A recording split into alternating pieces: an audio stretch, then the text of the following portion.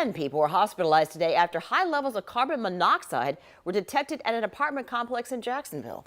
This all happened this morning at the Baytree apartment complex that's over on Bay Meadows Road on the south side. On your side's Jocelyn Howard joins us tonight from Baptist with what we know about the case and what you can learn from it. Jocelyn. Yeah, Jacksonville Fire Rescue says a charcoal grill is actually responsible for those hospitalizations. 5 of them are children. Now, this morning, that call came in of a sick person around 4 a.m. at the apartment, and potentially that call saved about 10 lives. We avoided a really tragic situation tonight. Carbon monoxide, the silent killer, the deadly, colorless, tasteless, and odorless gas replaces oxygen in the blood.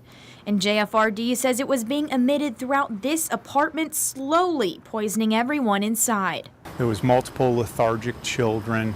The carbon monoxide levels were extremely high. Our guys put on their air packs, started pulling everybody out of the apartment. Depending on its concentration in the air, carbon monoxide can kill within minutes to hours.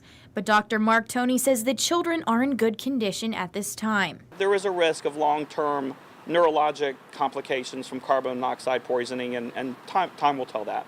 Symptoms can be as simple as headache or nausea early on, but become more severe as the carbon monoxide levels in your blood increase. You might pass out, have a seizure. If somebody was asleep, they potentially could sleep right through it, be knocked out, and killed. The most common sources of carbon monoxide around the home are grills, automobile exhaust from attached garages, and gas-powered generators and space heaters. Any fuel burning produces carbon monoxide. That, paired with a poorly ventilated area, is a setup for trouble. You should have a carbon monoxide detector in your house that should be checked out a couple times a year.